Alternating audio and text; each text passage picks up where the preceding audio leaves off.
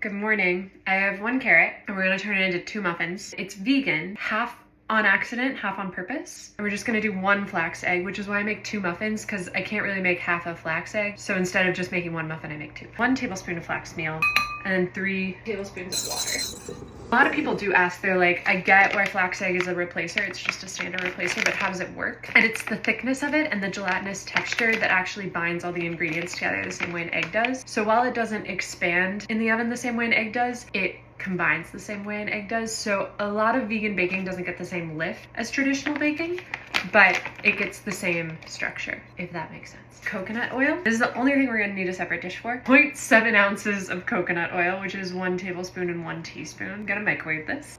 It is like gooey enough that we can start adding everything to 1 bowl. 2 tablespoons and 2 teaspoons of brown sugar, which is 1.2 ounces. One thing I still do buy is plant-based milk. I feel like I was raised on it. Okay, so 2 tablespoons of that, which is 1 ounce. When a recipe is so small, I give a vanilla extract measurement because this is actually, when you taste it on its own, kind of bitter. So 1/4 teaspoon of vanilla extract is more than enough. A heaping 1/4 teaspoon of cinnamon, 1/8 teaspoon of salt. And then add the coconut oil as well.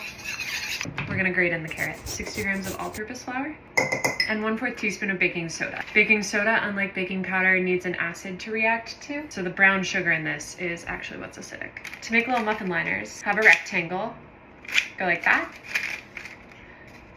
and then like that, and then sits in the muffin tin. So fill them pretty much all the way to the top. And if you've seen me bake any kind of muffin before, you know what I like to do, and that's combine fresh ginger and turbinado sugar. I don't have any ginger right now, but I do have this grated ginger that I froze. I'm gonna use my microplane to grate it down. Tablespoon of turbinado sugar. You can also make like flavored sugars with ginger, orange zest, lime zest, lemon zest. Okay, perfect. It'll be a little wet, but it'll just go right on top of the muffin. I space them apart so that they bake as evenly as possible. If you space them right next to each other, they won't bake as well. And we're gonna bake for 20 minutes. They got a lot of lift, you can see. I'll let them cool down a bit before slicing into it. Okay, I'm hoping it's gonna be like super moist. The ginger sugar's all caramelized on top. Okay, let's see. Wow. That looks great. Especially when something's super moist for a small muffin size. I'm really proud of it because I make jumbo muffins because I find they're moister. You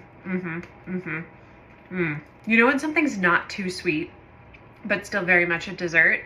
That's what these are. Oh wow, okay, this is cute. Oh, that's my sign to go. I'll write the recipe on the blog, but I'm really happy with these.